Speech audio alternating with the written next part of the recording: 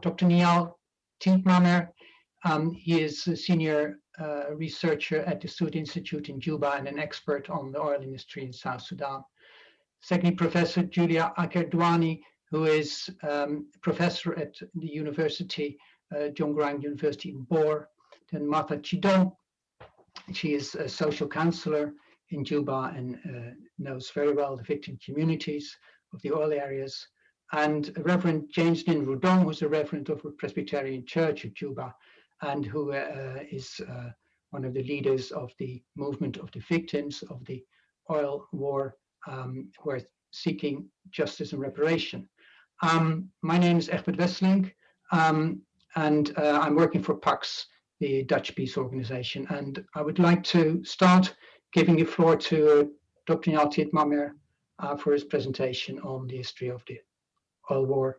He will sketch the background against which the crimes that are investigated have taken place. Dr. Nhial. Okay, thank you very much. Yes, you have heard my introduction, and thank you very much, Egbert, for the kind introduction. In fact, I'm not a doctor. So my presentation is going to focus on the origin and the nature of the civil war in Unity State from 1997 to 2003, and the role the oil exploitation played in causing and shaping it, particularly the role of Lundin in this particular process. So the origin of the war in Unity State, in my opinion, particularly in Block 5A, between 1997 and 2003, must be placed within the larger context of the war in Sudan, on the one hand, and the history of oil exploration and production or development, and the competition over the natural resources on the other hand. While oil exploitation began in the 1950s, it intensified in the 1970s, leading to the discovery of oil in Western Afanal, which is now Unity State, in 1978 by Chevron, which is an American company. The subsequent exploration led to more discoveries, particularly discoveries in the disputed Liech oil fields, and also in the Melut Basin, which is in the eastern part of the White Nile. So my argument in this presentation is that the civil war in Sudan was clearly, from the get-go, a war of competition for the control of natural resources. And Lundin and other companies that joined basically facilitated that bloody competition in favor of one side, which is the Sudan government side. So Lundin's involvement in Sudan's oil began in February 1997 when it signed an agreement with the government of Sudan. So Lundin cited the signing in 1996 of political charter in Sudan by some factions, some rebel factions, and Sudan government, and of course the eventual signing of the Khartoum Peace Agreement in April 1997 as the basis for deciding to get involved in the oil exploration in the Sudan. But it is important to note that the factions that signed the political charter and the Khartoum Peace Agreement were already allies of the government of Sudan on the one side of the civil war. So the agreement that was signed in 1997 was an agreement between allies, and the main rebel groups, of course, were already continuing to fight the government of Sudan. So the bloc that was used by Lundin, of course, was also a war zone, basically. However, the main, as I said, the main rebel group, of course, is continued to wage the war.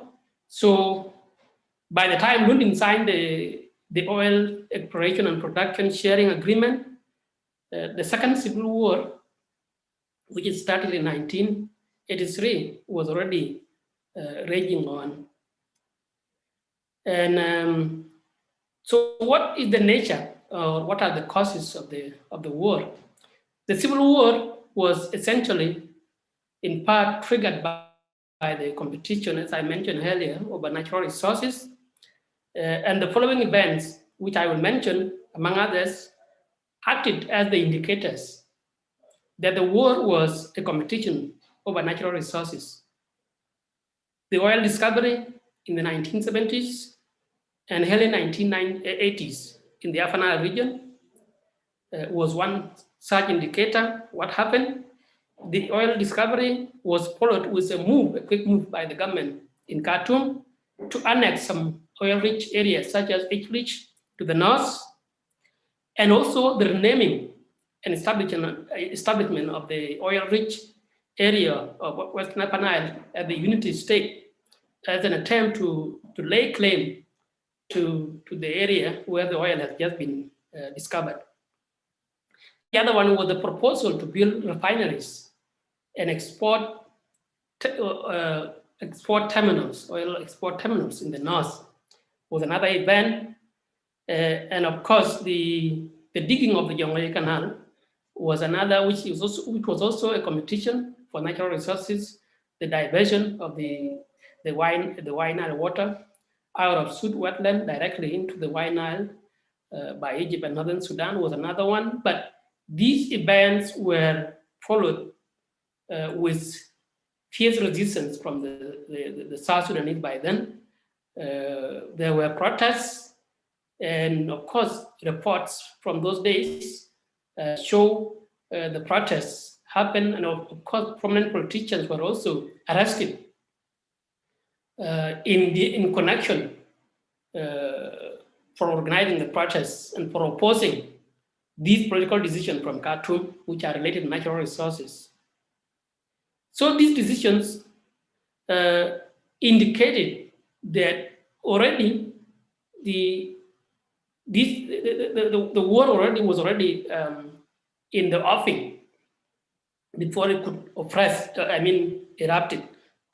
erupted. So these decisions were seen as both a way to lay claim to the ownership of the natural resources in the south, the oil and the water. And subsequently, these suspicions fueled the start of the civil war in 1983 and the subsequent intensity that followed. After the civil war erupted in 1983, Chevron base camp was attacked in February 1984 near Rukona, outside Nhial. And this event in particular defined the central role of oil in the new civil war. The oil fields became the amphitheaters of the civil war, which made it difficult to proceed with the production by Chevron. Chevron officially left later on when it was becoming difficult to proceed with the oil exploration and production in the Sudan, and this gave a chance to independent companies from the West, from Sweden and from Austria and Canada, to come in, and they joined with the Eastern companies. This story is very familiar. And of course, these companies, they took over despite the risk, and the risks include the risk of course, being attacked like Chevron was attacked, and the risk of course, perpetuating human rights violations, and the intensification of the war, because already the war was triggered by the competition over natural resources. And so any side that decided to join was seen as taking side in the war process. So in this case, what was the role of Lundin in this case? Lundin knew the war was likely a bloody competition over natural resources, and the events were very clear by then. Of course, no company would come to a country without reading the preceding events, such as the attacks against Chevron by then. Yet they joined anyway. So the Khartoum peace agreement, as I said it earlier, which they used as justification, was a peace between allies. And of course, it did not end the war.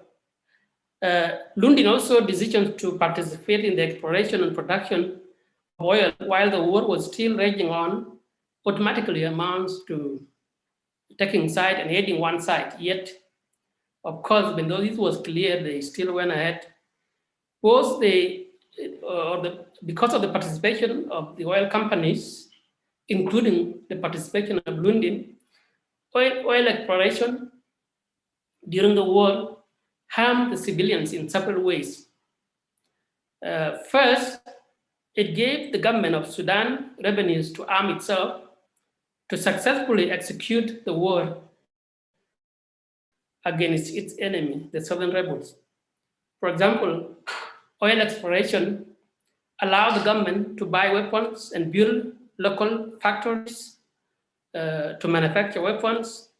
For example, General Mohammed Yassin by that time announced that Sudan will be capable of doing oil industry. Oil exploitation has fueled the main conflict. And this was according to the environmental and social impact assessment that was conducted before Lundin. So before Nhial, petroleum operating company, took over, they did an ESIA, and this is what was reported in that ESIA, that oil exploration has fueled the main conflict between the government of Sudan and the SPLM-SPLA, promoting both sides to deploy smaller militias in their cause who also have their own perceived interests, which is the control over natural resources, land, arms, water, and livestock. The second point, or the kind of way in which civilians were harmed through the participation of Lundin, is that civilians living in the oil-rich areas were seen by the government as threats against its goals of exploiting oil, and they were largely sympathetic to the rebel cause. Therefore, they were driven away from the oil-producing areas to create room for the oil companies to operate. And the third point is that oil infrastructure facilitated the movement of Sudan military in executing its war effort. In particular, Sudan Army used oil facilities constructed by Lundin and other consortium members to gain access to areas previously outside its control, including all-weather roads, which were built, of course, by Lundin and the consortium members, airstrips, power supply, and other services established by oil companies. They aided their war effort, to have easy access to areas they did not have access before. And the fourth point is that oil exploitation during the war also harmed the environment in particular, which also in turn harmed the population of the area. Operation during the war allowed the companies to operate without any scrutiny in terms of environmental protection. Environmental and social impact assessment reports conducted during those days were shallow and were not enriched by stakeholder involvement. So the issues on the scopes were very narrow, and of course the results were also very inadequate. So there was no buy-in from the local population. If the ESIA was properly done, it would have identified the risk of intensification of the war if the oil was to be exploited while the war was still going on. This particular risk would have been identified by a proper ESIA, and of course, the production of oil would have not been continued, because this was a huge risk both to the population and also to the environment, because you cannot operate in an environment of war and would expect to respect human rights and also the environment. Due to lack of proper scrutiny as it was a war operation, oil exploitation during the war resulted in displacement of indigenous populations, land dispossession, blockade of water causeways, such as rivers, and contamination of surface and groundwater. Some of these have been actually verified and confirmed by several studies conducted in the area, including studies conducted on the quality of water in the area. So Nhial, it also resulted in the loss of livestock. Could you please, yes. You're approaching the end of your 10 minutes. Okay, I'm almost actually done. So this resulted in losses of livestock, wildlife species loss, and of course, destruction of habitat and pastures for local communities. And this caused enormous human suffering. As a result, including human deaths, illnesses and infertility, birth defects and premature births and miscarriages of women, and so on and so forth. So in conclusion, the war in the Sudan was rooted in a long-running marginalization of South Sudanese and the quest by Khartoum-based government to use the natural resources from the region to develop the North. The participation of Lundin and other foreign oil companies in the exploration and production of oil in the Sudan helped Khartoum government achieve its goal of waging the war to gain and control natural resources. Thank you.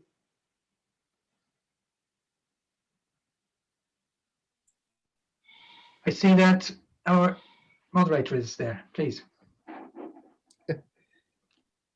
Thank you, Egbert, and sorry to everyone. Minor crises with people with small children. So I'm sorry I missed a part of what Nhial has said, but all the same, the conclusion is spot on in terms of the connection between oil operations and the intensification of war and access given to Sudan armies, turning these areas of South Sudan literally into killing fields. And so there is no question that strong connection can be made between oil operations and the intensification of war and the deadliness of the war campaigns. So with that, I think we should move on to the next speaker. I will come back to my notes as the next speaker is presenting. So the next person is, let me see.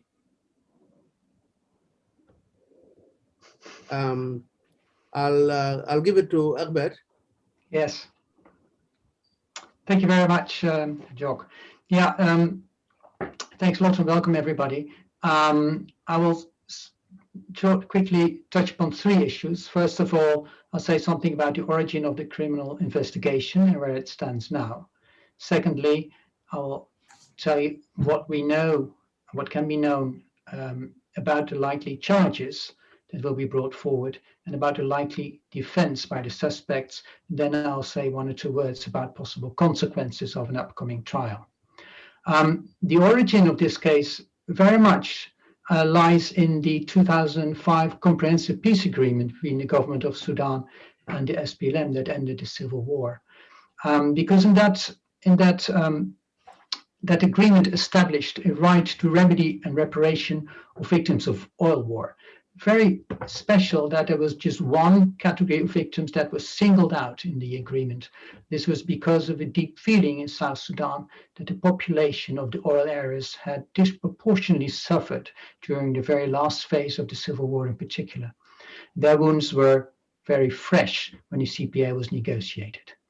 Unfortunately, this clause that gave them explicit right to remedy and reparation was not implemented.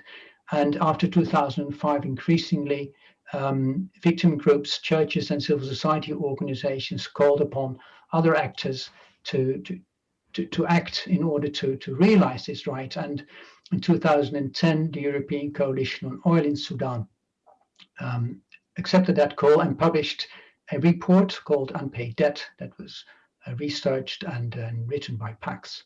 And the report basically requested two things. It requested three companies, Lundin Energy, Petronas and OMV, to reconcile with the victims and to provide them the right to remedy. These oil companies never answered that request. It also called upon the home governments of these companies to investigate the allegations that their companies may have been involved in international crimes. And Sweden took up that call, answered that call, because the public prosecutor of Sweden then opened in a criminal investigation. That's how it all started. It's only 6 years later that suspects were identified. Ian Lundin, chairman of the board of directors of Lundin Energy, and Alex Schneiter, its CEO, were informed of the suspicion that they had aided and abetted international crimes. And it then took another 4 years until June last year, when that prosecutor sent final notice, as it's called in the Swedish legal system, concluded that there was sufficient ground for indictment, sent the files to the defense. And now we're basically in the very last phase, in which the defense lawyers can look for gaps, or sorry, they've already done that. Defense lawyers can look for gaps, they can ask for additional investigative measures. And that's where we are, because they had until last January to ask for these measures. And that is what the public prosecutor is doing now. He is filling in the gaps that the defense lawyers believe there are in the investigation. How much time that's going to take? Usually it's not that much in the Swedish system, but this is an extraordinary case. We know from one of the suspect's lawyers, Alex Schneiter, that they asked for 20 extra investigative measures. If these are 20 interviews, you can imagine with COVID-19 restrictions and most of these witnesses probably not living in Sweden, that could take several months. It is, however, extremely unusual that public prosecutors change their mind after additional investigative measures have been finalized. And the prosecutor seems confident that he will be able to bring charges in the foreseeable future. The expectations in Stockholm are that hearings may even start shortly after the summer. So far, the process. Now, the case itself from a legal point of view. Oh, sorry, there's two things I forgot. There are two other legal procedures going on. The defense had requested the high administrative courts to throw the entire case out because the length of the investigation would have violated the right to the rights of the suspects, because they've been suspected without an actual trial for too long. Legal observers believe that that request stands little chance, but you never know. Courts sometimes make very surprising decisions. So that's a theoretical option. The court decision is forthcoming, we will know shortly. And there is another legal procedure. There's a parallel criminal investigation in which Alex Schneiter and Ian Lundin are suspected of harassment and bribery of witnesses. That was launched in 2019, but we have not heard from that before, so nobody knows where that stands. Good, let's go to the case itself. The suspects will be charged with complicity in public international law crimes, gross crimes, atrocity crimes, better known as war crimes or crimes against humanity. That has two dimensions: aiding crimes, which means providing practical assistance, and abetting, which is encouragement or moral support to crimes. The crimes we're talking about are all crimes committed by agents of the government of South Sudan or paramilitary groups or individuals under the government's command. It's important to realize that the prosecutor has conducted what they call a structural investigation. That means the charges will not focus on certain specific crimes, like in most criminal cases, but on a pattern of crimes over an extended period of time, like Nhial described. This explains the probable very general nature of the crimes that the suspects are likely to be charged with. They are intentionally attacking the civilian population and their property, using excessive and brutal military force against civilians, spreading terror, using starvation as a warfare tactic, killing cattle, destroying gardens and harvests that are vital for maintaining life, attacking humanitarian organizations, and the use of child soldiers, and possibly others. Very serious allegations, of course. The prosecutor will apply Swedish criminal liability standards. These do not require that suspects had substantial effect on the crime. It only that they had knowledge that their activities motivated and encourages others to commit crime. The suspects can be charged, for instance, with knowingly urging government security agents to provide them security, while knowing that these very same government security agents routinely perpetrate international crime and doing their jobs.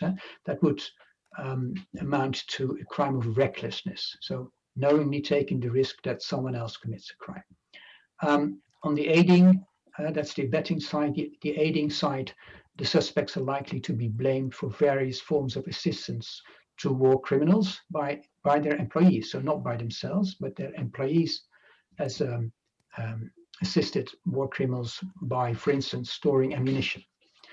Maybe other things as well, we don't know.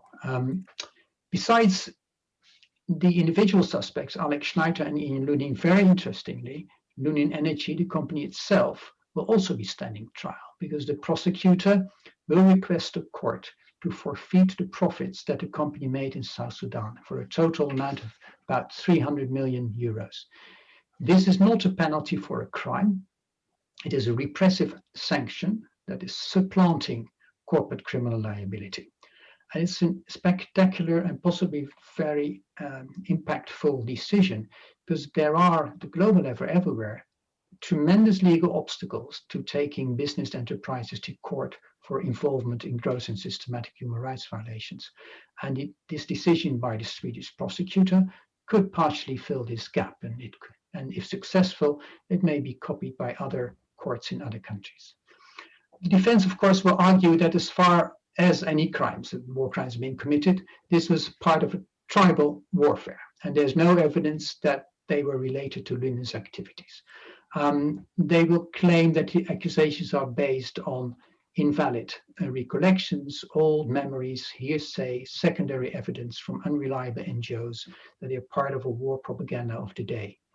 They will also claim that South Sudanese witnesses are more susceptible to lie in court and suites, that their testimonies are not as reliable because their lives are different and they are poorer.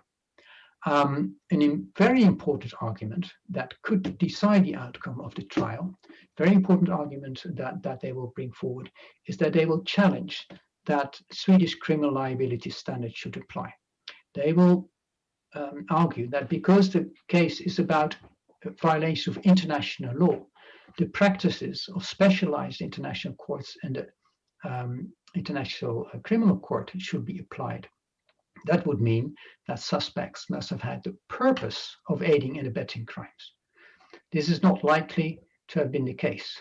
And how the court decides on this fundamental issue could determine the outcome of the trial.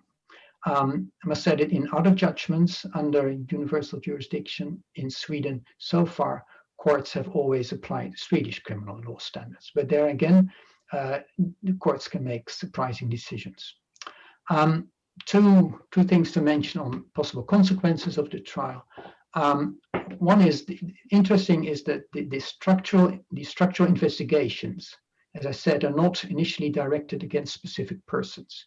Starting point is that international crimes are committed within a certain structure, that there's a pattern, there's a specific context, and they collect evidence about these patterns and this structure that allows and results in crime.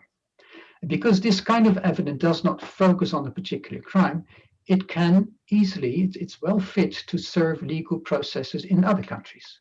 So structural investigations can in fact anticipate legal assistance to other states or tribunals. In other words, the trial is likely to produce evidence that may afterwards enable legal proceedings in other countries, for instance, Malaysia or Austria. Secondly, the concept of corporate criminal liability, individual and organizational, is gradually globally, and the Lundin case may feed into a growing body of cases of case law that is reducing impunity of businesses for human rights violations. Now, finally, what about the right to remedy and reparation of victims, where it all started with? Victims who are witnesses in court will claim damages, but there are not many. We don't know how many, of course, but probably a few dozen. But the other 200,000 or so victims or their descendants or family who directly or indirectly suffered have no way to achieve remedy or reparation through this court case directly. They will, in the end, have to knock on the door of the company. The company will have to provide, as stated in the Comprehensive Peace Agreement, and as also is the international business and human rights norms at the moment. But it's doubtful whether this company is ready to do so voluntarily. In that case, shareholders can make a company do this, but most shareholders currently believe that they have no role or responsibility whatsoever. Some of them have most of them have rather a wait and see attitude. By any means, even a conviction will not end the struggle for justice of the victims of the hideous crimes that have been committed in South Sudan's oil fields. But in any case, it could, and hopefully will, be a very, very major step ahead. Thank you very much. Thank you, Dr. Egbert. Let me also just say that the webinar has a chat facility which you can use to ask questions. Just type in your question there and we will take note of them and we'll line them up. You can ask questions to the general panel and we will choose who is best equipped to answer it, or you can direct your questions to a specific panelist. With that, let me also say that apart from the unpaid debt report, which has been a very well-researched paper, really documenting all aspects and corners of this tragedy, there were also other studies which are available on the internet, including from the former Foreign Minister of Canada, Axworthy, I think he was called. Another one by John Ryle and Georgette Gagnon, and many others from human rights organizations, including Human Rights Watch, which has written multiple pamphlets on the impact of oil on lives in South Sudan. So the cumulative result of these reports, at least one of them that stand out for me, is that the impact of war in South Sudan, and especially in the oil producing areas, has had a woman's face on it, i.e. the impact is much more felt in the social structures and networks that have always sustained people. Even in the midst of violent conflicts, it's families that have always been the backbone of the existence of South Sudan. And it has been these families that were most devastated by these conflicts. And with that, I want to invite Martha to make remarks on that topic of the impact of these processes on women, children, and families in general. Martha, the floor is yours.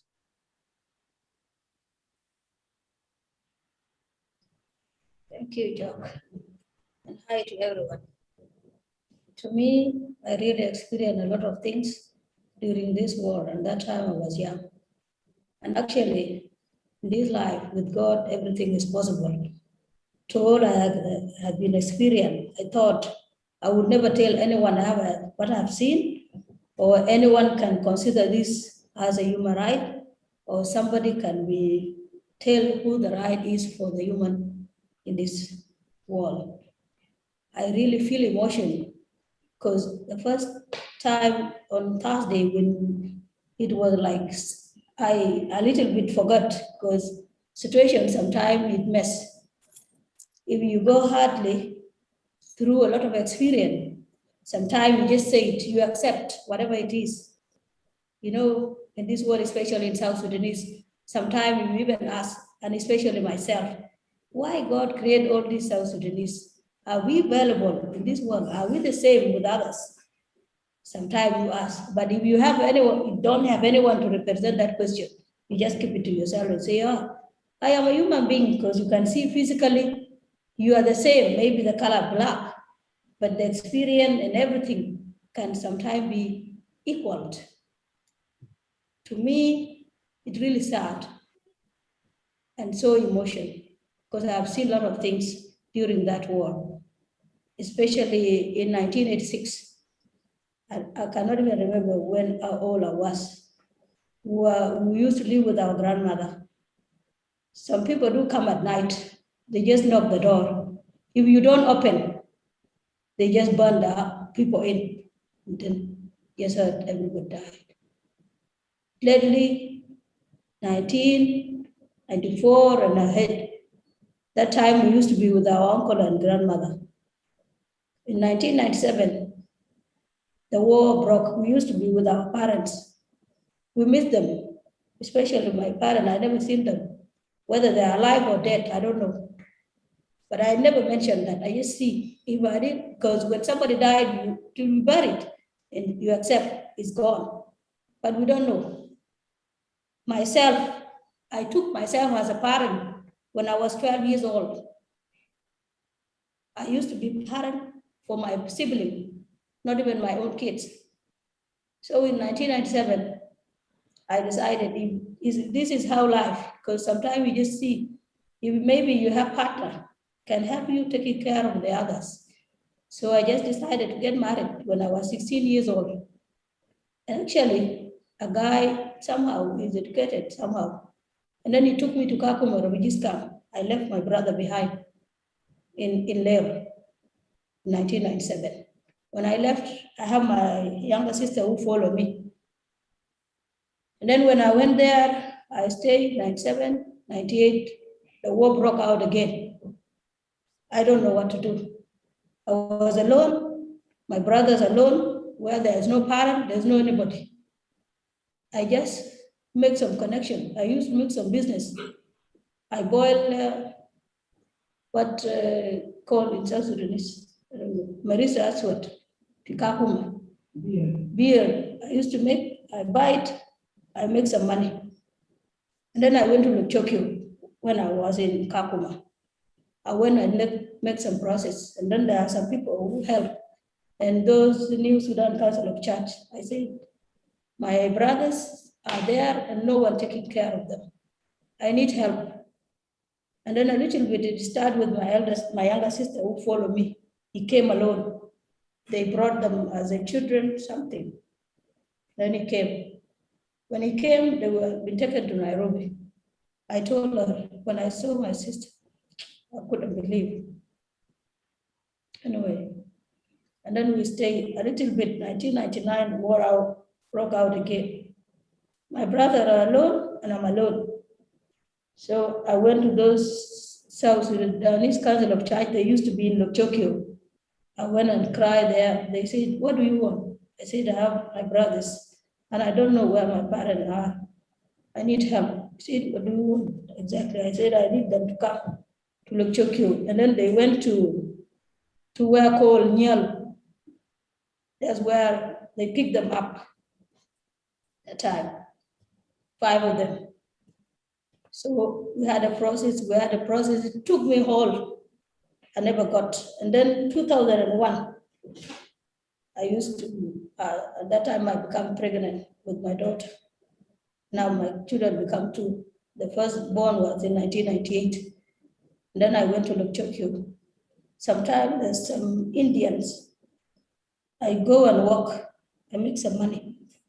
I just put some money. And I was pregnant.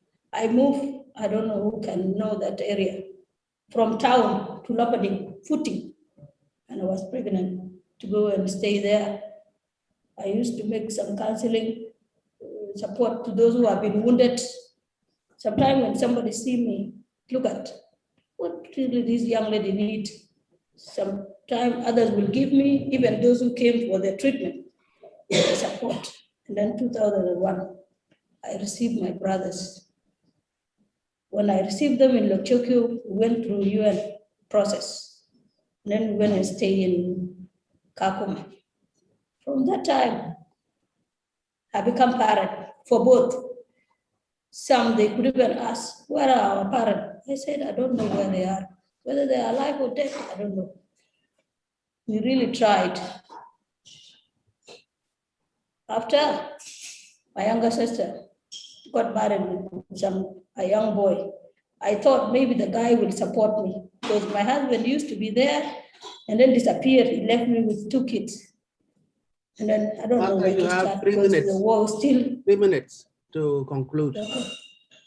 Yeah, thanks. Okay. Sorry to interrupt. So actually it's really emotion. And what I have seen in those situations, it really make people who lost a life, displacement, damages, raping, killing, burning people alive. I really experienced so many things, which I know, and I have so many images in me. So I really appreciate to explain the feeling. It may kill me for some time or years back. Sometimes can even create emotional trauma to human being. But I'm happy if someone can hear and combine this to other people who go through this. I hope there will be change and others will get help. Thank you. Thank you very much. Just for your information, for those who may not remember, Lopiding, just outside Kakuma, at that time in the 90s, Lopiding became Africa's largest field war hospital because of South Sudan, both army combatants and civilian, taking care of entire population of wounded people in South Sudan who had access to ICRC, which was the major NGO running it. So just to clarify that for those who don't know. Let us move on, and the next speaker is going to be Reverend James Ninrew Dong.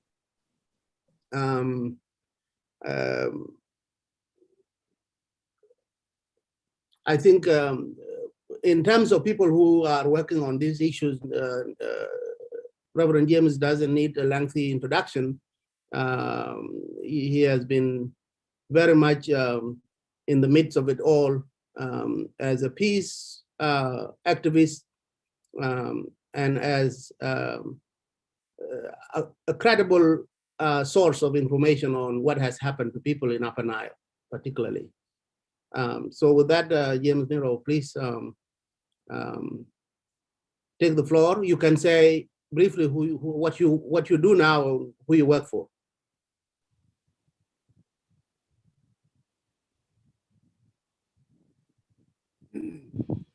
Well, thank you very much. My internet is not that reliable, but I hope it will favor me in the next 10 minutes. I'm Reverend James Ninrew. I work for Assistant Mission for Africa, and I'm a member and a pastor, active pastor of Presbyterian Church of South Sudan.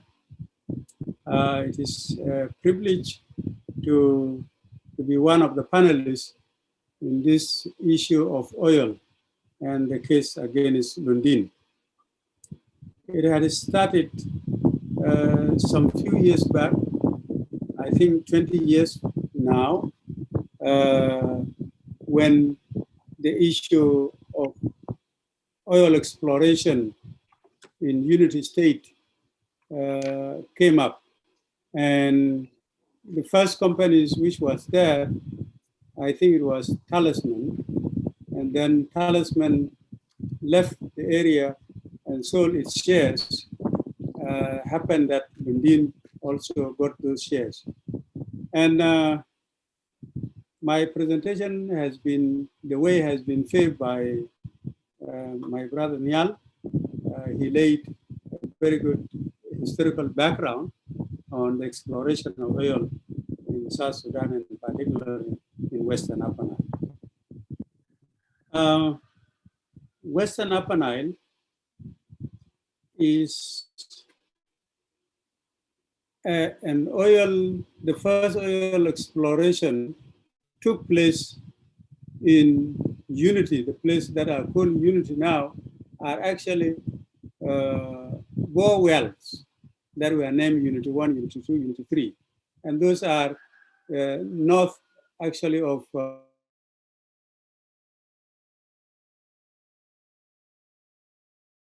and Bentiu town itself. And later on moved southward. That the first exploration, as Nhial talks about it, ended with the war, and that was Chevron. And after that, the exploration stopped. When the war intensified, just to be resumed in when the Sudan peace agreement was signed between the SPLA United and Sudan government. By then it was called SIM and Sudan government. And Lundin took the chance and the opportunity.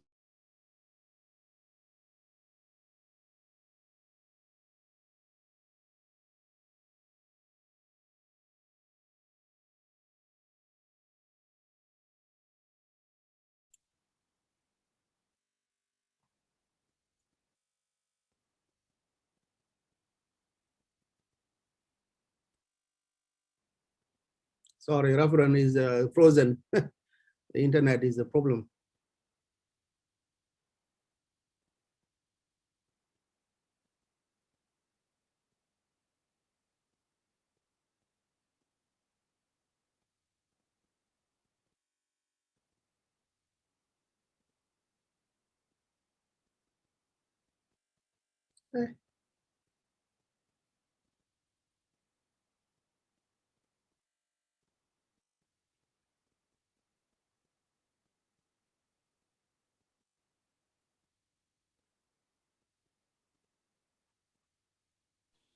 I'm back.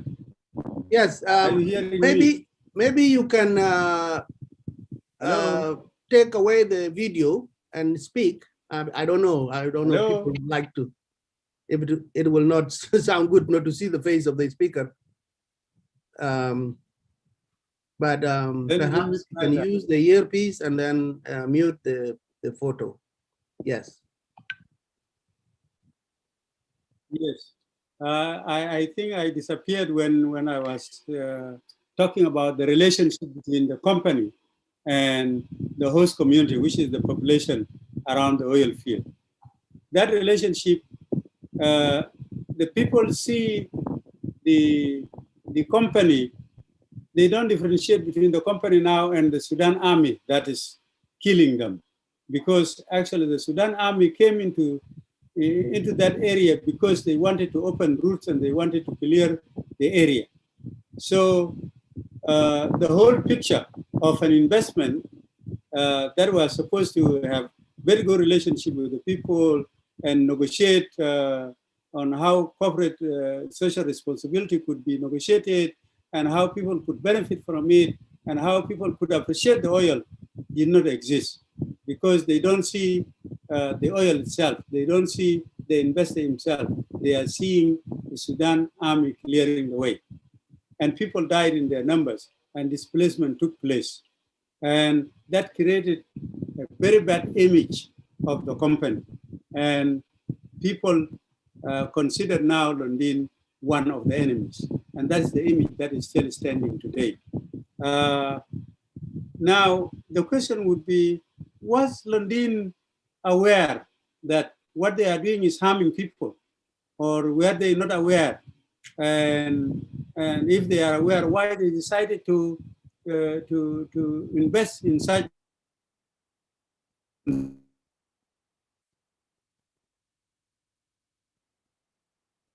war by then is on, and it's on TV and on social media, is everywhere. That's the area is a war zone. So Lundin, there's no way Lundin could say they didn't know. Then Talisman have just left. Talisman was pushed out by the demonstration that were organized by the civil society in Nairobi and around the world, and calling those money that's the blood oil, terming the blood oil. So it is surprisingly that Lundin, despite all this, they decided to come now and buy the shares and become the shares holder of this blood oil. And as a result, people got, they did not receive Lundin very well. And as a result, the cases between the company and Lundin has rise up. But because there were no place to launch those complaints, people were not aware that this complaint could head anywhere. And as a result, Lundin took that opportunity, thinking that these people may not get anywhere. They may not get any audience with anybody. Well, surprisingly, with God help, Pax now came in through this the coalition oil, the European coalition oil on Sudan in 2006, and I think it was in Jubaraha when the meeting took place. And the civil society who were there then demanded some help if an organization could help them to find out really what is wrong, why our voice is not being heard, and why we are left alone being butchered by the company. Good enough, it was taken up, and the report that forms the basis of the case today, which is the unpaid debts, came out. And it has detailed almost all that have taken place, and the community organized themselves in a structured way, and this is where the Liech victim voice came out. The Liech victim voice is a community-based organization that has tried to enlighten people and also passing information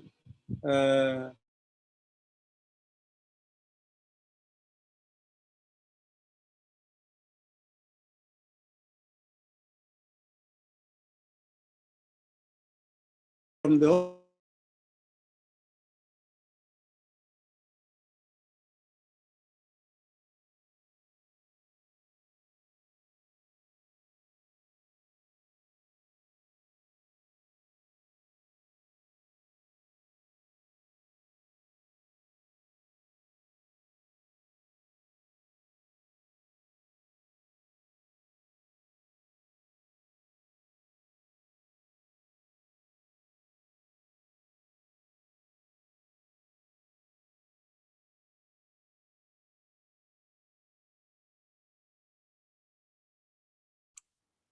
Colleagues, what should we do? Sandra, any ideas?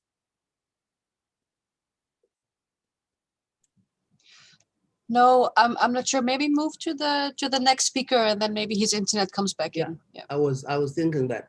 Can you send him a text message just to let him know that we are moving on, and then when he comes back, we will try to give him a chance to conclude. Thank you.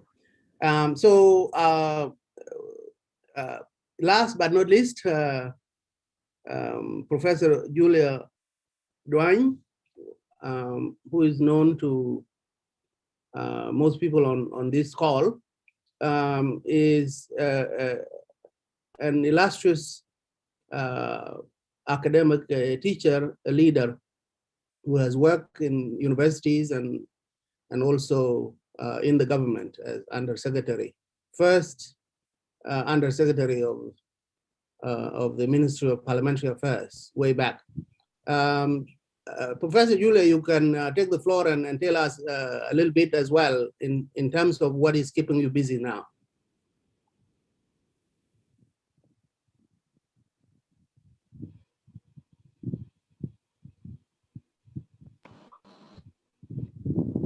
Yeah, unmute. Thank you very much. Juba is so hot these days, so we have a lot of allergies. So my voice would not be very. I wanted to thank Park for really opening up for our voices to be heard, South Sudanese people, and particularly me as a woman. When people talk about uncertainties that so many people in South Sudan, it goes right into our umbilical cord. I feel that my part here is really to see whether the Swedish trial, how is it in the South Sudanese legal perspective? I think the first speaker put it very rightly. Sudan government at that time became an expert in divide and rule policy. And they exploited to their abilities to make difference based on tribe and also tribal allegiance, and also as you know, people to be able to be on their side. So that has affected our communities at large, and especially the communities who were on the field. In South Sudanese perspective, whether the Swedish tribe is correct, yes, we say resource were the main cause of the conflict, and those resources are really used on the background of the local people who are driven out in their lands, and then companies like Lundin participating by enabling the Sudan government to have those atrocities. So is there legality in South Sudan? We will say yes. The recent peace agreement, the ARCES resolution agreement on conflict in South Sudan, Chapter 4, do give the basis of this law, that the people who have these resources can take anybody to court if they have committed human rights atrocities. Also, the oil and petroleum bill is there. Also is a very shallow article, but the Land Act of 2009 addressed this kind of challenges. So we say yes, the Swedish court in South Sudan perspective can be pursued as we are talking about the human rights. Is there potential for truth finding and justice in South Sudan? I would say yes. If the Norwegian people right to take this court, to take Lundin to court, we say yes, we can. There is a way here that truth can be found and justice can be found also in South Sudan. And it has been very much spelled out in the agreement, the ARCES, that like the independent hybrid court is the body, if it is organized, it can address these challenges we have with Lundin. So I think as South Sudan has become a country and has signed most of the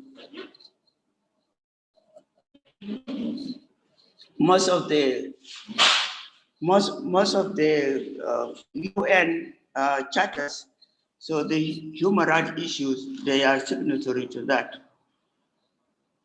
The Swedish, sorry, I said Norwegian, so the Swedish, sorry for that. So the upright of the Swedish people has really brought our voice back as people of South Sudan. Article 5.4, compensation and repatriation authority is also an article that can be used, that those who their rights has been abused have a right to be compensation. So there is a ground for that. What are the consequences for civil war crimes for the independence period? I think most of the South Sudanese to agree what was committed, the atrocities which were committed by the Sudan government, other companies who have partnership. Yes, there is a ground that the legality of this case can also be pursued in South Sudan. So we are really very happy that the Swedish is keeping the fire up, and we also, as South Sudanese, will continue to push as the rights of our people will have to be answered. Is there possibilities to use the Swedish court proceedings? Yes, most of these criminal cases is much more a universal approach that those courts can be addressed. So South Sudan also is very much can accommodate the Swedish court in South Sudan. The findings that have been found by the Swedish can also be used in South Sudan, and also what can be found in South Sudan can be used in the court of justice in Sweden. Other legal implication or significance or consequences for those who are active in South Sudan today, yes, we say yes, we still have people who were allies to the Sudan government at that time, and they are now are still active in the army and also as well in the power. So, the rights of the people cannot be undermined, and still we can continue those people who contributed in the atrocities through the support of Lundin can also be brought to court. We do know them. Some of them are here, so they will know that what they have done was not right to the people in the oil field. The rights of the victims and witnesses. Yes, that is a very complicated issue. The rights of the victims, as we have these South Sudanese who are still active, they might deny the right of the victim, but there is a wealth of South Sudanese, a population in South Sudan who really stood with what has happened in Bantu area in the oil field. And so even some of the powerful leaders in South Sudan do support that this Lundin case need to be pursued, and we have to find justice for our people. And still, our powerful document today is the agreement, which, if it is, it override the constitution we have right now. So any case that will be addressed on the atrocities and the human rights, this agreement is spelled it out very, very, very clearly. What are those lessons or cases in South Sudan we can learn from it? There are no really a lot of cases. There was that case of the Torrent Hotel, which was also brought to the court by South Sudan, and those who have committed atrocities were account to the books because of what they have done. So to me, that is an example that we can address those who have committed atrocities, and if Lundin is one of them, he should also be called to books because of the support to the Sudan government, which has enabled them to be able to commit these atrocities, and also their partners who were partners of Sudan government. South Sudanese who were partners to the Sudan government can also be brought to court. Possible of political impact? Yes, we say yes. I do say yes. Those who have committed atrocities, as the agreement hold right now, after this interim period, they will account to the books. They will not be allowed to hold public office because of the atrocities they have done. Is international legal? Is it an international? Is South Sudan viable to address international cases? Yes. South Sudan now as a country can be called upon by its own citizens to account to the atrocities if they have committed them. So human rights issues are all over the world. It is not only in South Sudan, but as we all hold the upright moral as what the Swedish people have done on the rights of the people of South Sudan, we do say yes, there is an international legal ground there that these cases could be done. So for me, Lundin cannot deny that they have enabled the Sudan government to commit these atrocities. And so they have to account to what they have done. And they will have, because now, even today we speak, our people have stateless. Some of the people are still up to today in Kakuma refugee camp, in Uganda refugee camp, those people who left in the 80s and 90s, and they are still there up to today. So we cannot say that there is no legal ground. There's legal ground, and Lundin has to be accountable for what they have done with the Sudan government. I think I will stop here, and if there are more any questions, we will later answer to those questions. Thank you very much.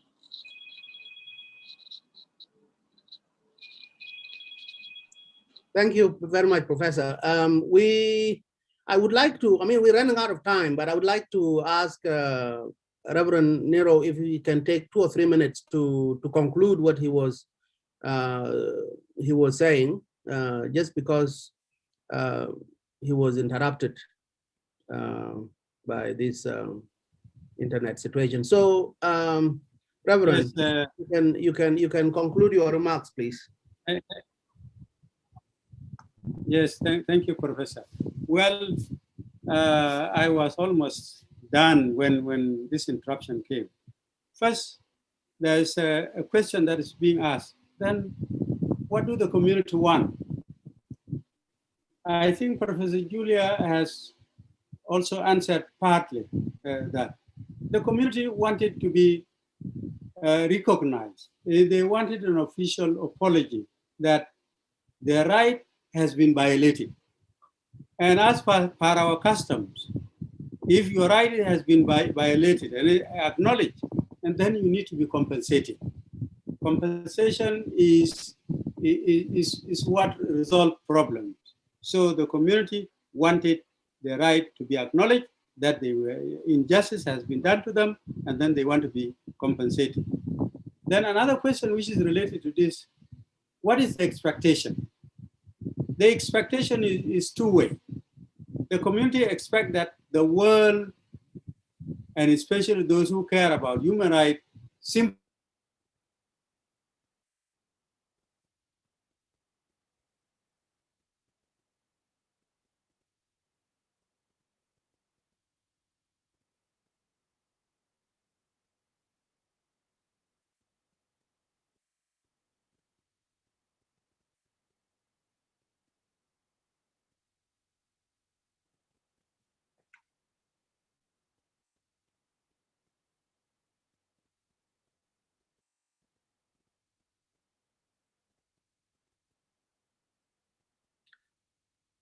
I'm sorry, but unfortunately, we are going to have to move on because that internet situation is challenging. so with that, let me say, okay, you're back. You are muted. Yeah, I'm back, please. So I think, yeah, I think I'm done. But this, we are happy about this audience, so that we could actually explain and also tell the world what we need. And what we expect is that we get the right audience. And that we are happy also about the Swedish government that took it upon themselves to investigate the report and trying to hear us. I think we commend them for that, and we ask them to continue. We need backing from the world that this time round, this case of Lundin should be a lesson to other companies that are operating in Africa and in other third world, because sometimes the third world are not given that that attention for them to be their right to be respected. I always ask myself, would Lundin do the same work, the shady work and violation of human rights in Europe? Would it be possible? Would it be allowed to do it in Norway, where they are now having a bigger share? I think the answer is no. Then why are they doing it here? Thank you. Thank you very much, Reverend. We are left with a bit of time to engage with the attendants. First of all, let me just tell the panelists and Pax that there is a great deal of appreciation being expressed for not just holding this webinar, but for all the hard work that has gone into this case now. Gerion Ziu, Dr. Marisa Ensor, Peter Verney, and others have spoken about and been appreciative of this work. And then there are questions. And I will just start with a couple of them that are connected, and ask Egbert and Nhial to try to address these two first questions. One is from Marv Coop, who is an old hand in Upper Nile, who has been everywhere and has seen the stuff that we are talking about with his own eyes. And his question is, why Lundin? Which is a question that we have engaged in ourselves in our own previous discussions. Why Lundin when it was Chevron, it was Arrakis, it was Talisman Gas and Oil and Gas, all of whom have contributed immensely, particularly Talisman, especially building that big road, 40-meter wide road facility, which they were using for oil, but then were also available to oil company, to the Sudan Army, including aircraft landing fields, which would have been impossible previously. And from there, they were able to launch attacks on civilians, not just the Sudan Armed Forces, but also its allied militia, including Nuer militia coming out of Bantiu. And they would not have done what they did had it not been for the oil facilities. So why is Lundin being singled out? Related to this one is the question about what do we expect these legal proceedings are going to do in terms of whether they will impact the current operations of oil, and whether they will lead to improved company behavior going forward. So, Egbert, would you like to briefly address those? And then I'll give 1 minute to Nhial to also say something. Thanks. Yes, please. Thank you, Al, for the excellent questions also. The why Lundin and why not the others? Well, I agree. There are several other companies who did the same or maybe worse. There's Chinese National Petroleum Company who's absolutely dominating the industry. Same thing, what comparable things, what happened in the Lundin block happened in their blocks. Petronas, who took over from Lundin, is active in all the blocks in South Sudan. And there was Iraqis before. There was Talisman. There's even Sudd, of course. Why not? There's OMV. Yeah, why not? Well, that's because all the other countries are basically failing their international human rights duties. From China, that's not a surprise. We know that the Chinese Communist Party is actively undermining the very idea of human rights. They basically want to destroy the international human rights system. And so we can't expect the Chinese government to hold their companies to account, because that's the whole idea. But it is very disappointing that a country like Canada has never made any efforts, or Austria for that matter. Austria, I believe OMV is hiding behind Lundin. But I think if this court case ends in a conviction, it will be very hard for the Austrian authorities to stay willfully blind. It will be very hard, I hope. I mean, we will need to work on that. But I expect that will open a window of opportunity for legal procedures in Austria as well. The same, hopefully, in Canada, but it's not sure because Talisman doesn't exist any longer. It's been bought by, now it's owned by Repsol, Spanish company, so there may be legal complications there. But indeed, it is disappointing to see that that's only one of all these countries that actually acts in accordance with their international legal duties. The second question, are the lessons for current oil exploitation to be drawn?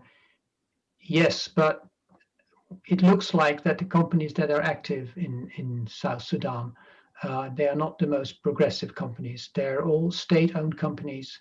They're more political enterprise than anything else, and they seem to be oriented fully on the cooperation of the South Sudanese government. And we know that the political will in South Sudan to make the oil work for peace and prosperity is close to zero. Yeah.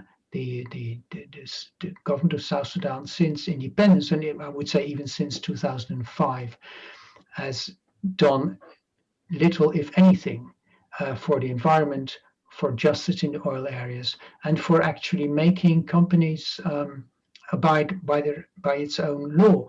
The 2010 Petroleum Act of South Sudan, Article 110, obliges companies to make a full social and environmental impact assessment of all their operations since the start. They should pay for it, and they should calculate the cost for repairing damages. This has yet to happen. So, and this is a legal obligation. It's a simple legal obligation. But if the government of South Sudan doesn't even do that, I mean, these companies are in there for the money. And unless they are forced by the government to do so, unless the government enforces their own law, I do not expect them to change their behavior. Thank you very much, Egbert. Nhial, incidentally, happens to have lived in Calgary, where Talisman was based, and was one of the South Sudanese Canadians who also protested at the Talisman headquarters, and so he has a greater stake in what is going on. Nhial? Thank you very much. These are very important questions. And I think when you take the first step, it does not mean that you are not going to reach to take the other steps. So this means that by taking Lundin to court, it does not mean that others may not be taken to court in the future. So it's not Lundin being targeted, it's just that we have evidence at the moment. And of course, the government of Sweden being ready and willing to actually make sure that there is rule of law, that its company is held accountable based on its own laws. But like Egbert has already mentioned, the other companies, of course, based on their contracts, because they are state-owned companies and they are here as part of the political arrangement or whatever. So it is very, very difficult, but it does not rule out that they may not be held accountable when government, especially the governance system in South Sudan, when it improves in the future. Because it is all about a strong government, home-based government, enforcing rules. So it would not matter whether the Chinese companies are owned by a Chinese government and may not be held accountable. No. If we have a strong government in the future, even the Chinese companies, the Malaysian companies and Indian companies, I believe, can also be held accountable, because the evidence of violations on the ground are very glaring. And so it does not matter how long it will take. Eventually, they can also be held accountable. Talisman, in fact, had to leave Sudan because of being held accountable. For example, being based in Calgary, and it had most of its shareholders in the US. And when Bush initiated the divestment policy, all the shareholders decided to leave, to withdraw their shares. So that's when Talisman started actually to withdraw. Of course, it was not because it was taken to court. Of course, it was taken to court too. So Talisman basically was the first to be taken to court before Lundin, of course. But this shows that the home countries of the companies, they also matter. Apart from our own government, being able to also hold the same companies accountable to operate on the basis of the rules. So the Western companies, they can be held accountable because their own government are willing to do so, and the population is willing to also do the same thing. Like the South Sudanese people in Calgary used to demonstrate in front of Talisman, as Professor Jeff mentioned earlier. In fact, we actually studied 2 cases of Talisman. Their case in northern Iraq, actually in Turkey, is it called this region, autonomous region, which was also similar to the Southern Sudanese case. So they took risks to invest in those places. And their intention was because they were very with a lot of risk and they had to withdraw on the same basis. So I would say in short that we have a lesson for this. So these existing companies, if they don't improve, and when we get a good government in the future, I'm sure they can also be held accountable. And so if they don't learn something from this case, then they will also, down the road, will also face the same thing. Thank you. Thank you, Nhial. Professor Julia and Reverend Ninrew. So South Sudanese used to say that all these terrible things are happening because the Sudan government didn't care about South Sudanese. But now, since South Sudan became independent, terrible things are still happening. Things that are even longer term than what the foreign oil companies, and then what Lundin and its partners had done, including destruction of the environment, including the fact that people are not seeing the money in terms of services. What can the government of South Sudan say to this, and what can be done to make the government of South Sudan itself just as accountable to its people as it expects foreign oil companies to be? Thank you, Jock. That is a good question.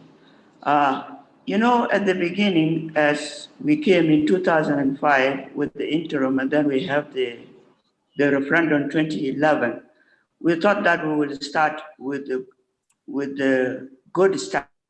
We miss it, like when you are dancing, the music, and then if you miss the step, you have to stop and strategize your feet to hear that music. We have missed building the nation.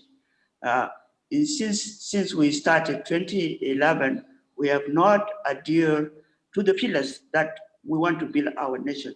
And one of these pillars is really mobilizing these resources so that they can answer our challenges we face as a country. We have neglected our rural areas. We have neglected our schools. Even the school we were built in 1962 by a boot up to date, they still have the old zinc since 62. So we have really missed to serve our people. We hope with this agreement, if it is implemented, we might have a government that adhere to the rights of the people and to the service of the people. So for me, I say we are not yet going to give it up. We will continue as citizens of this country, calling accountable to our government until we fix become a nation that care about its own people. The resources are coming in, but those resources are not going to the right direction. So the issue of management of resources is a big issue in South Sudan, especially the corruption issue. If it is addressed, and now this really to stand up and say, no more suffering of our people. We need a government that is accountable to people and a government that can give services to people. I think this is what I can say. We are not off the hook. You and me and everybody is here who is South Sudanese. We have to talk more so that we can serve our people in the right way. Thank you. Yes, Reverend, there is that question about the responsibilities of the government of South Sudan, especially on the issue of poisoning, the oil companies operating currently poisoning the water. Yeah, I think that's a valid question from those who are asking that question. It is true, our government is not taking their mandate fully, and the mandate of the government is to protect its citizens and provide them with the services that they need. And that is on that basis, that is why they are asking tax, they are asking all this for them to be able to return that in a form of development and in a form of investment. But that is not what is happening in South Sudan. But I think, although we acknowledge that the government in South Sudan is not doing its best, that will not stop us from also asking and claiming our right from companies such as the Lundin. And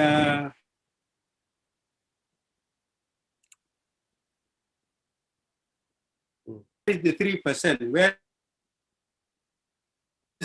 they have not been sent since 2011. And even those who were sent before 2011, you cannot find.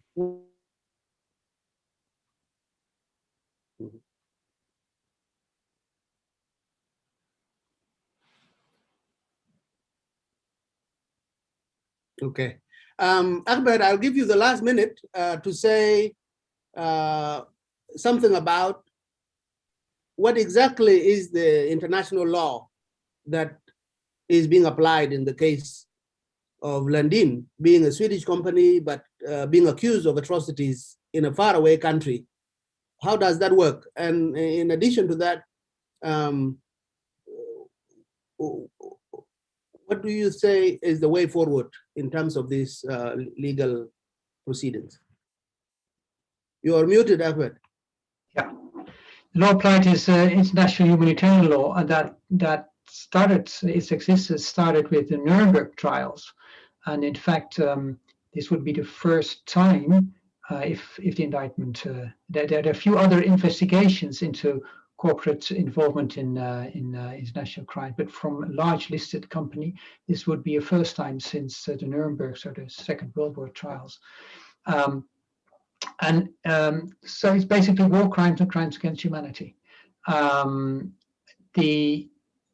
Sweden, like many other countries, have what they call universal jurisdiction. So their criminal law refers to international humanitarian law.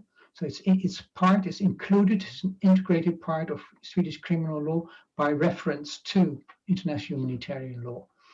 And so basically, but it can only be applied with what they call universal jurisdiction if there is a link with Sweden. In this case, the link is that Lundin Energy is officially it's headquartered in Stockholm, even though the actual headquarters are in Geneva and Vicenna. And the idea is that some crimes are so hideous, are so large, so big that they do not just shatter the sense of justice in a particular country, in a particular jurisdiction, but of humanity as a whole. And that's why other countries can, if in that country itself it is not possible to go to court because courts do not exist, or they dysfunction, or they're not independent, or then another country can take up that. It's exceptional, can take up that case. So that's basically the structure applied. And what was the second question? No, just an update on the way forward. Yeah, the way forward is now that in the case we're waiting for the public prosecutor to finalize the requests for filling the presumed gaps in the investigation requests by the defense lawyers of Lundin and the two suspects. And that's likely going to take another few months. We don't know exactly, of course. The public prosecutor is talking like an oyster. You never, he says nothing. But we'll find it out only when he's finished. Because then, when he's finished, it's unlikely that he will change his conclusion, of course. But then, the official decision to indict the case will be taken. And if it's a yes, which is highly likely, then basically the same day, all the files can be sent to the court, and the court can immediately start to schedule hearings, and then things could go very quickly. And thank you very much. We have come to the end of our session, but I know we have a lot of Europeans here, but we are Africans, and we can indulge a little bit in 2 more minutes. Time is sometimes a little delicate with us, and to spend these 2 minutes, maybe I'll give 1 minute to Nhial to say something about the current state of oil operations. What's exactly going on? And then I'll give Martha 1 last minute to say one last thing if she has something to add. Nhial, what is the current state of oil operations?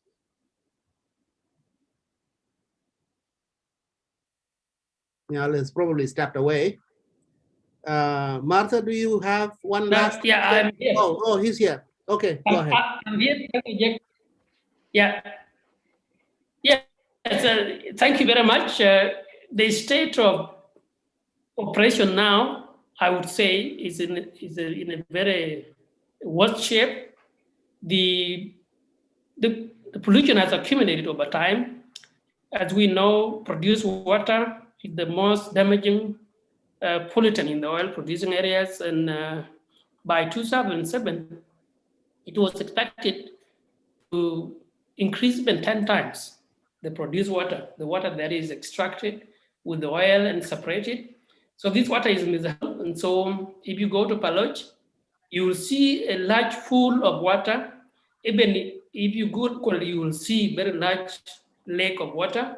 It's very toxic. When we were there in 2019 with a team here from the Sudd Institute, the residents, they told us that they are basically dead because they know relatives have been dying, that children have been born with deformities, and women are not giving birth, men are not, fertile, and so many issues, and they say that they have been abandoned. So the situation is very, very horrible to say the least. And so, because nobody cares, so they have reached a point where you can say anytime it can explode. So it's a ticking time bomb, basically.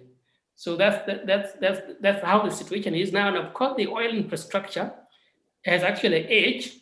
So the 5 line you have seen, often you will see that the the pipeline has burst and the spill is happening. So last year, several times, I think I remember 3 times last year, the pipelines taking the oil from Pula 1, 2, and 4 busted, I think 3 times, and I was called 3 times actually to comment on this.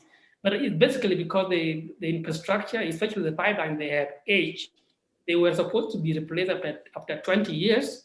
Now we have surpassed 20 years and they have not been replaced, and the repair is not even constant. So there are so many issues actually that I can narrate here, but of course because of the time limit. So what is needed now is actually action now, but not even tomorrow. Thank you. Thank you very much. Martha, 1 minute for last word, and then I'll hand it back to Egbert or Peter to close. Thank you, Jock. And thanks everyone once again. Mine is just, I was feeling emotional a little bit, but I'm okay, at least. But mine is just a comment. Now we have those who can ask about Lundin crimes. But my comment is this: we need people to ask our government crimes too. As a young woman of South Sudan, to be an elder and be a future leader of this country, we need our government to be questioned actually, because sometimes you even confuse, and especially us, those who can read and write and know the right of others. If you say this is wrong, sometimes they took you negatively, they may even block you. Either if you don't go around, you know what I mean. They may even keep you there and you never go forward. We used to give them the name because there's a government of South Sudan. We just call them the government of serving themselves. And actually, there's a workshop we did as a youth some time back. Even someone come and tell me, Martha, if you are talking like this, you will face a lot of challenges. I said, yeah, I accept. If I may say, face the challenges because I'm telling the truth, let it be. Because I said, I have so many questions, especially for the government of South Sudan now. You may go to ministry, there's a staff and everybody are working, but there's no use of working. I rather go and cultivate, because tomorrow you may have time and harvest. You go and harvest what you have been cultivating. But here in government of South Sudan, you dress up smart, I'm going to the office. Coming back later, you just came negatively. What is really this? I don't know actually who is going to ask. Now I accept somebody will ask Lundin, especially Joe, Aker Reverend, Petro, Egbert, Mama Julia. But who is going to ask this government of South Sudan, because they took it as their own? If I become a minister, just minister of my relative, whoever near me, kalas. No future. Where are we heading actually? Thank you, Martha. That is definitely a topic for another webinar. Yeah. Also, another topic for webinar, which is still outstanding, is should Lundin be found guilty and required to pay compensation, which could be a very large sum of money, where would it go and who will be in charge of it? How are you going to keep the hands of your ministers off the pot? And so forth and so on. This could be another discussion in the future, but those are open questions we have. I want to thank everybody, the panelists most especially, but also PAX for organizing this amazing discussion, and to all of you, the audience, who have taken out your valuable time to come here. I also want to acknowledge that Nelson Moro is in attendance, and he was supposed to be a panelist, but for reasons he could not foresee, he was not able to join as a panelist. But we're happy that he's here. Apologies. Yeah, no worries at all. We are happy you came. We will organize another forum where you can talk about all those outstanding questions. But for that, I will end here. I'll give it back to either everyone from PAX to close the meeting. Perhaps Egbert? Yes, well, thank you very much. You all participated. Thank you, the audience, for staying so long with us, despite also some of the internet difficulties. But then, well, we have, I think there are not many webinars with full live streams in Juba and 3 different continents that work, but I think we did a pretty good job anyway. one thing, people who want to stay informed, please have a regular look at the website unpaiddebt.org. We're regularly posting news about the case, and when the court case opens, we will, on an almost daily basis, monitor and report about what's going to happen in what's happening in the court and which implications it may be on that website. Yeah, that's it. Thank you very much. Thank you. And thank you very much, Jock, for chairing. No problem. All right. Yeah, thank you. Have a good evening and good afternoon wherever you are in the world. All the best. Good. All right. Thank you.